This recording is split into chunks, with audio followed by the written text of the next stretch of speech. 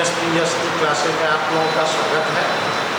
हम लोग 9th का बायोलॉजी पढ़ रहे हैं, जिसमें लेसन 3 एनिमल टिश्यू के बारे में हमने जो है फर्स्ट वीडियो में ये बताया था एनिमल टिश्यू क्या है। एनिमल टिश्यू का ये टिश्यू शब्द का उपयोग किसने किया था, टिश्यू का व्याख्या किसने किया था। एपिथेलियल एनिमल टिश्यू 4 भागों में हमने बांटा था, epithelial tissue, connective tissue, muscular tissue and nervous tissue. इसके बाद मैंने आप लोगों को एपिथेलियल टिश्यू के बारे में हमने बताया था कि epithelial tissue is the discovered by रायूस। These are six type. First ये हमने आप लोगों को जो है simple squamous epithelial, simple cuboidal epithelial, simple columnar epithelial tissue तक जो हमने बताया था। अब इसके आगे वाला आज हम लोग पढ़ेंगे 3 पॉइंट तक हो गया था।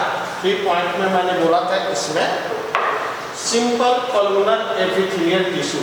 These tissue are a situated on the alimentary canal, blood vessel, reproductive organs and other expansive type of organs found on the arc of the columnar epithelial tissue. This tissue is the more elongated and area is less. Its tissue middle portions of the nucleus. Some places these are apical portions of the epithelial tissue situated on the very brush-like structure. These are a cilia. Cilia is the transfer to material one place to another place. इसका मतलब कि स्तंभाकार epithelial tissue जो शरीर के अंदर फैलने वाले अंग, सिकुड़ने वाले अंग होते हैं, उन अंगों पर पाए जाते हैं, जैसे blood vessels, reproductive organs, respiratory organs. इस ऑर्गन्स के ऊपर ये पाए जाने वाले ये टिश्यू जो होती है वह लंबाई में अधिक चौड़ाई की अपेक्षा होती है और इसके मध्य में प्रत्येक में लंबे लंबे तरह का न्यूक्लियस पाई जाती है तथा इसके ऊपरी सतह पर बहुत से ऐसे छोटे छोटे रूम पाए जाते हैं, सिलिया पाई जाती है, जो रूम्स की वजह से इसकी संरचना ब्रूस लाइक, जो ब्रूस करते हैं उस लाइक तरह के ये दिखाई देती है। ये ब्रूस पदार्थों को गमन करने में मदद करती है, इसलिए तथा ये जो है दीवारों को फैलने और सिकुड़ने में जो है मदद करती है तथा यह अधिक फैलाव सहन करने की क्षमता भी इसमें ज़्यादा है। ये इसका वर्क है। समझ में आया? एक बार और मैं बोलता रहा।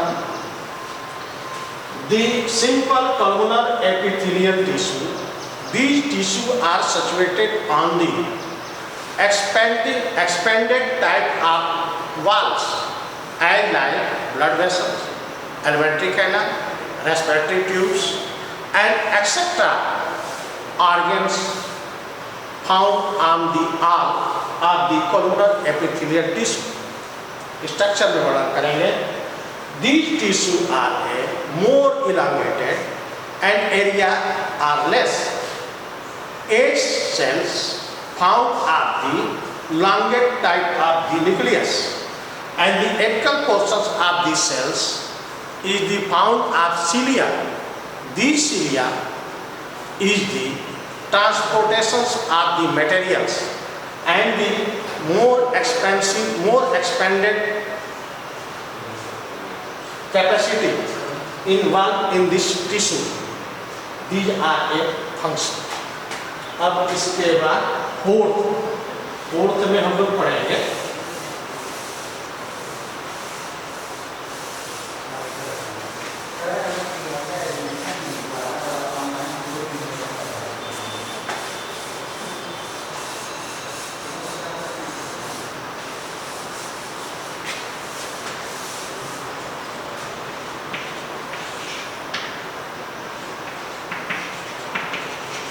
ciliated epithelial tissue. इसको सीधे ऐसे भी कर सकते हो, simple columnar epithelial ciliated epithelial tissue.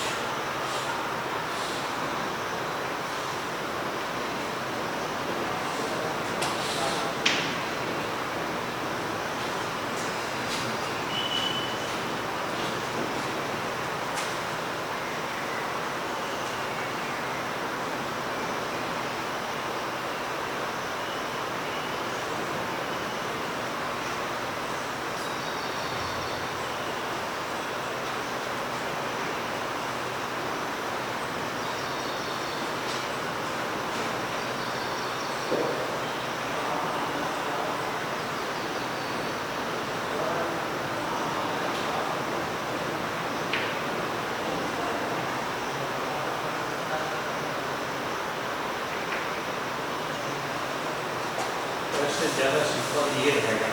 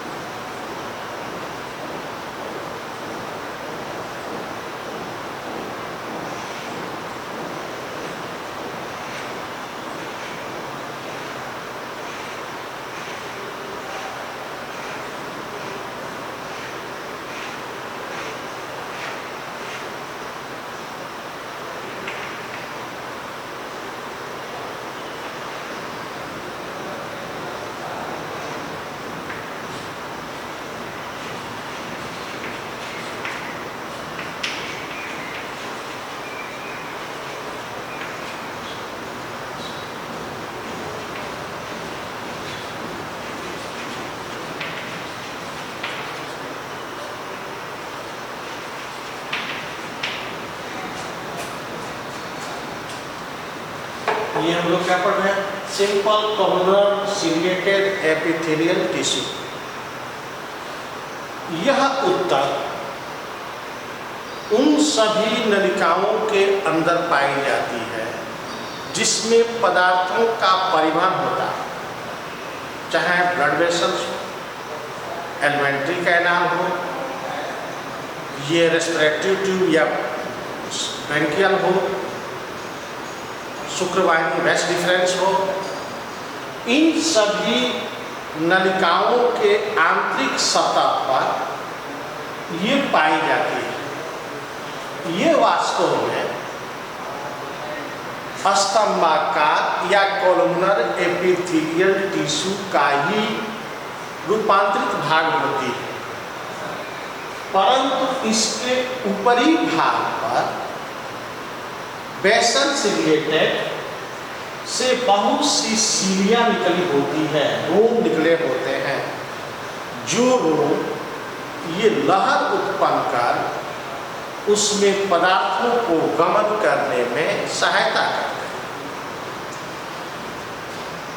ये यदि रोम को काट दिया जाए तो उन नलिकाओं के अंदर पदार्थों का जो फ्लोटिंग हो रही है वो रुक जाए, इसलिए ये पदार्थों को परिवहन करने से संबंधित होती है। फिर से सुन लीजिए।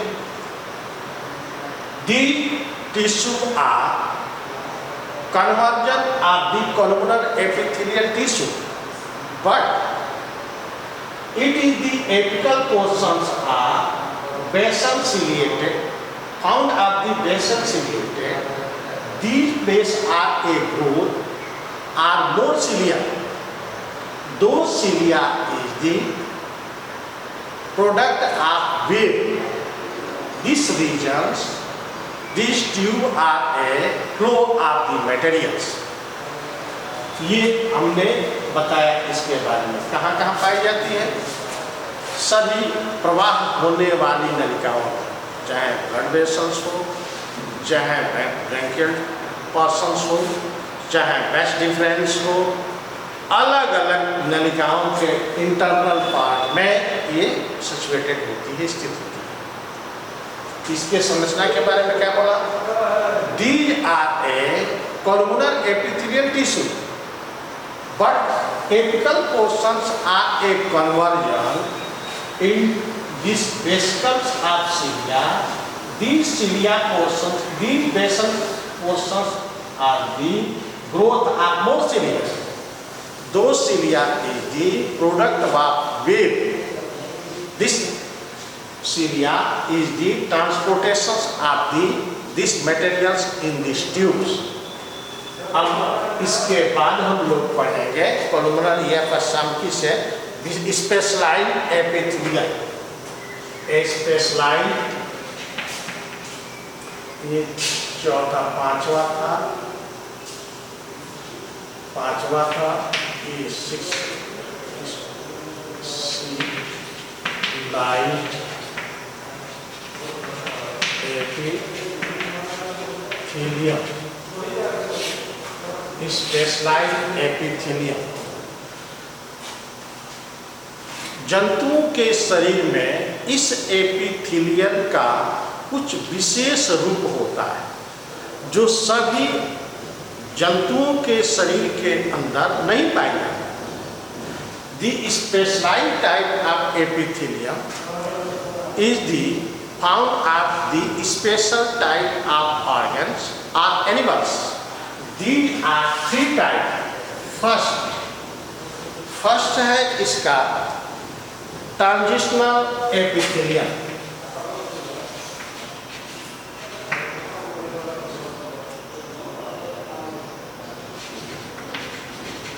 Transitional epithelium.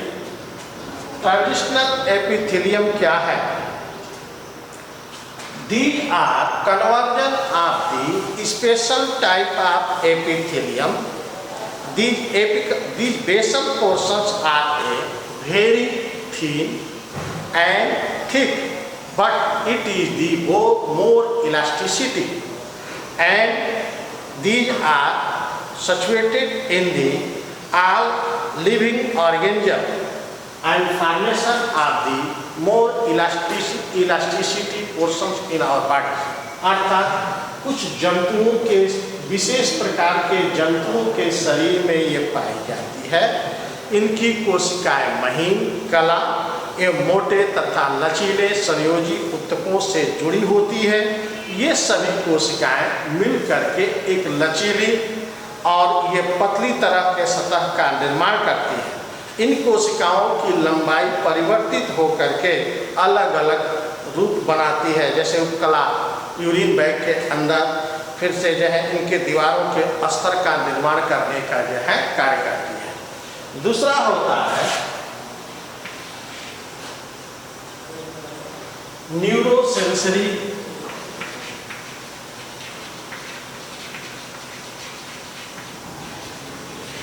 epithelium. Neurosensory epithelial, it is the conversion of the epithelial tissue of the specialized structure. These are more mucus type of layers, and it is the layer is the card of the salamandrum membranes, and it is the absorb of any taste in our body.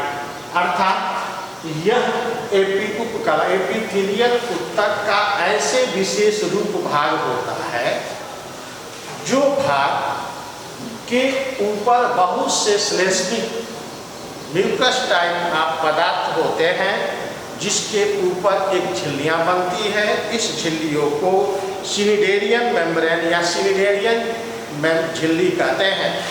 इन सिनिडेरियन झिल्ली से ही उनके ऊपर अंतःकरणों का या उपकलों के द्वारा हम test ग्रहण करने का या ऑब्जर्वेशन ऑफ द टेस्ट करने का कार्य करते हैं। तीसरा होता है इसमें pigment epithelium. Some special type of living organism, these skin are found of a pigment epithelium. For example, eyes and skin।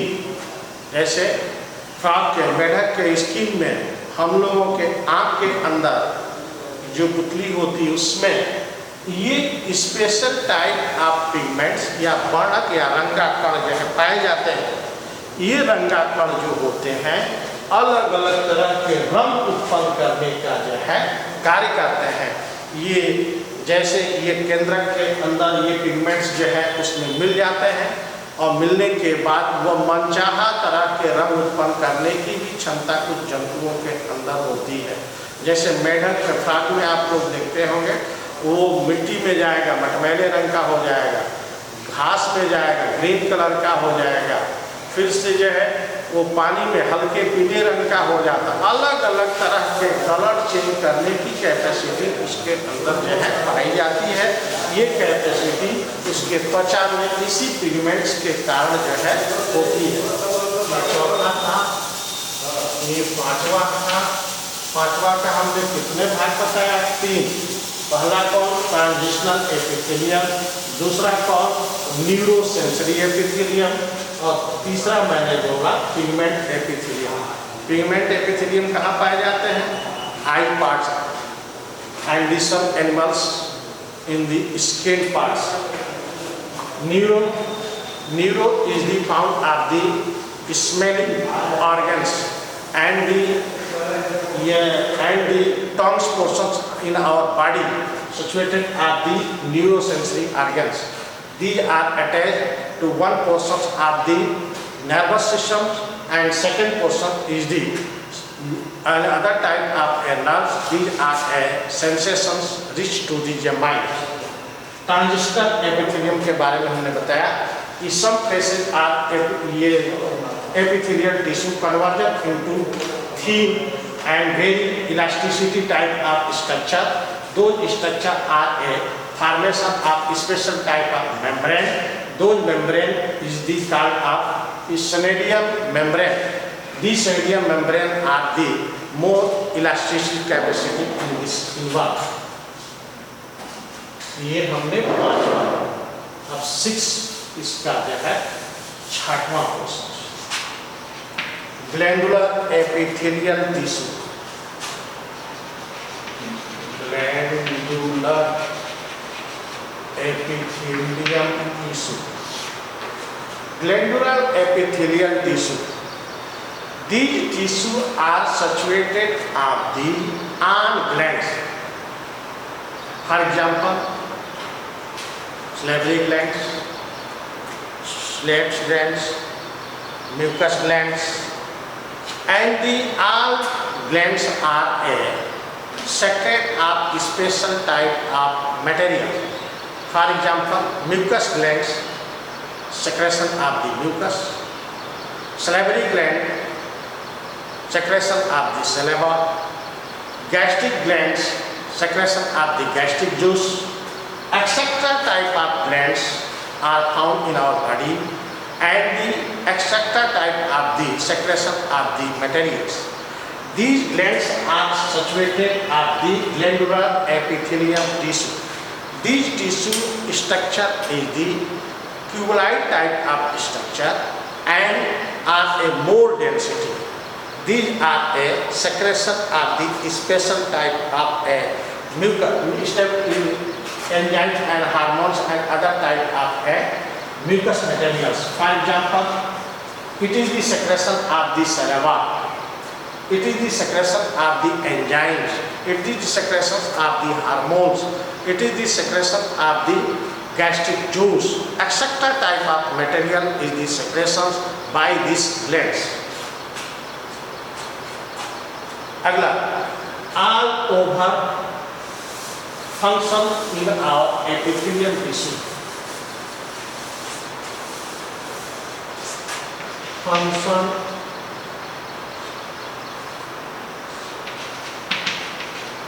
of epithelial tissue. First है, it is the protection in our body organs. First. Second,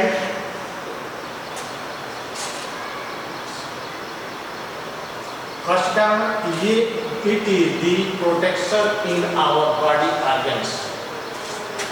It is the given to definite shape and size. Third, it is self-regeneration capacity.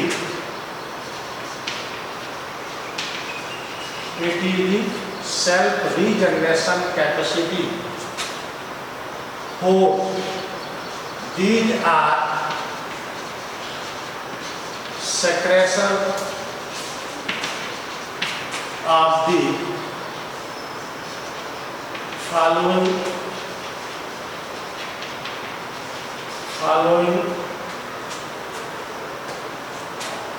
material.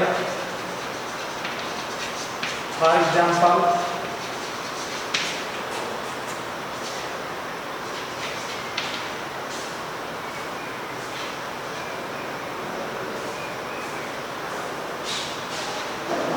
salivary, gastric juice, enzymes,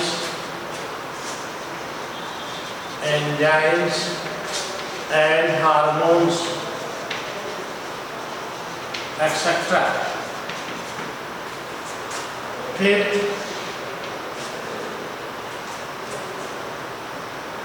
some special surface of the portion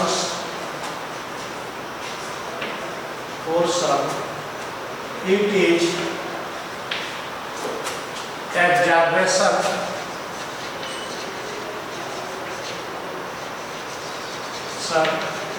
and excretion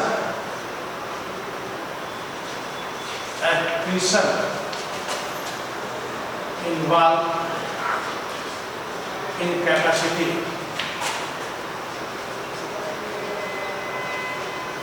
इसका मतलब five function में बोला, ये हमारे बाह्य तथा आंतरिक अंगों को सुरक्षा प्रदान करते हैं। ये हमारे अंगों को एक निश्चित आकार व प्रकार देते हैं।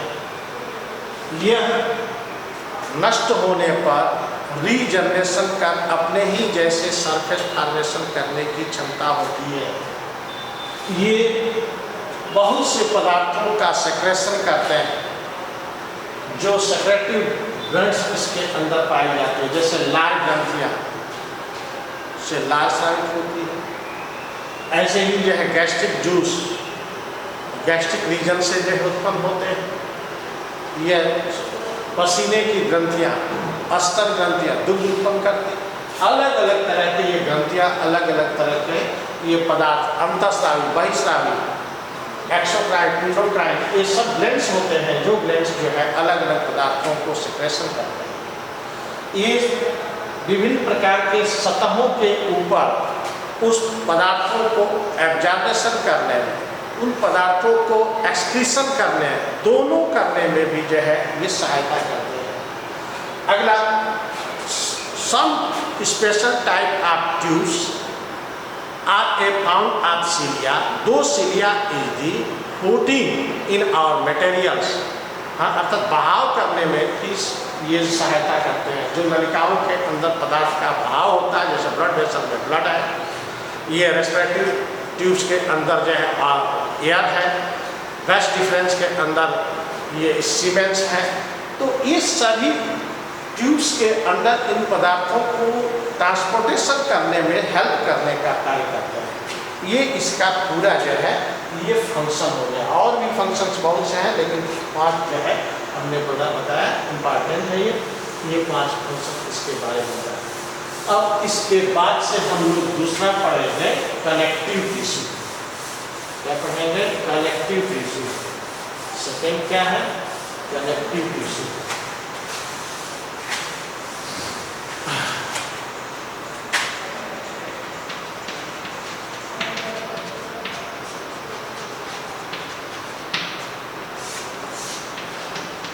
जैसा कि नाम से ही विदित है, कनेक्टिव, कनेक्टिव मतलब होता है जोड़ना, ज्वाइंट करना, है ना।